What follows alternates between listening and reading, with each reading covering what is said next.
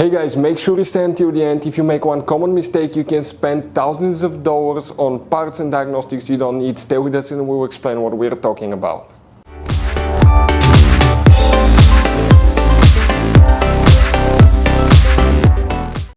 Hey guys, welcome back to Auto Repair guys. Thank you guys for watching and subscribing to the channel. Today guys will be super helpful video to any of you having a Toyota Sienna. We're talking about the generation from year 2011 to year 2020.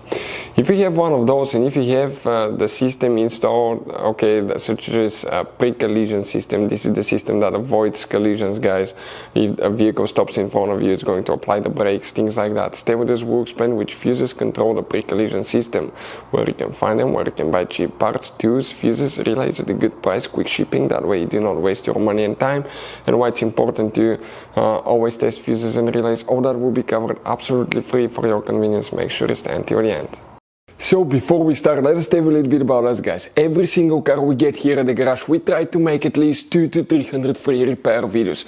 We take things completely apart, we show you guys how to do electrical, mechanical, bodywork, a little bit of everything guys.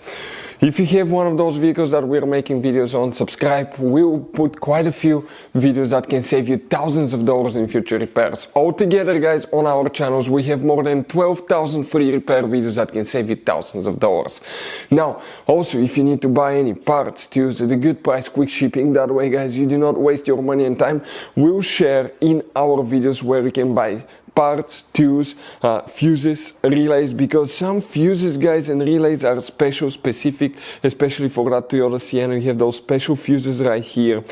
You also have that special integration relay right here, and the other relays, we'll put a link in the description of the video below where you can get them at a good price, quick shipping guys, because sometimes they could be also really hard to find. So let's go ahead and start on it now. So if you have a pre-collision warning or problems with the system not working, we recommend to always check these fuses. We will demonstrate on this 2012 Toyota Sienna where to find them, but it should cover multiple years guys. Now there will be 3 fuses that needs to be checked in 2 different fuse boxes. The first one is on the driver's side right here. Open the door, and if you do that, look above the pedals under the dash on the left side. If you look upside down, you will find a white fuse box cover here. Remove that cover and you will find the interior fuse box underneath it. Before we continue, let's explain why it's important to always test fuses and relays. So it is super important guys to always test fuses and relays, and something else as well, common mistakes people make. Sometimes you may think that a fuse is good, or you cannot actually see if the fuse is clearly burned, and in that case guys you may put the fuse back together and you may end up spending money and time on parts you don't need, and all we had to do is just test the fuse. So we'll put a link in the description of the video below how to test the fuse. It takes only a few seconds to find out for sure if it's good or bad. The same thing for relays guys, okay? Some of those could be really expensive on cars, so we'll put a link in the description of the video below how you can test relays. And for some certain fuses guys, it's important to disconnect the car battery when removing them, otherwise you can burn the electronics. And for instance, working on airbags, fuses or anything like that, you need to wait at least 1 hour after disconnecting the car battery, and if you're not qualified and certified to work on airbag system, I will never recommend to do that guys. But when disconnecting the car battery guys, okay, common mistake people make, it's important to know which battery terminal you reconnect first. If you do it the wrong way, you can burn electronics modules. How we know about that? We burn before the traction control module on BMW that cost us $2,000 guys. So we'll put a link in the description of the video below which battery terminal to disconnect first. Check it out for your convenience.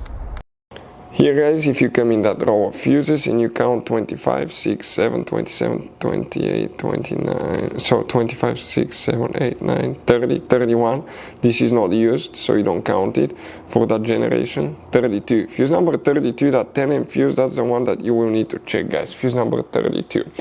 After that, okay, we need to check 2 more fuses. Open the hood, facing the engine. On the right side you have a fuse box under that cover. Go ahead, open that cover, and you will see that fuse box layout here. Now what we need to check here, if you have that system, you will guys, okay, have fuse number 2. Where is fuse number 2? It will be that fuse right here. Okay, fuse number 2.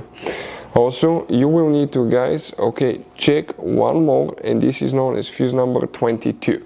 That fuse right here in the middle. Now, if that's a triple fuse, but if the middle one burns, you have to replace the whole fuse assembly. We'll put a link in the description of the video below where you can get them from at a good price, quick shipping as well. Hopefully the video was helpful. Thank you for watching. See you next time.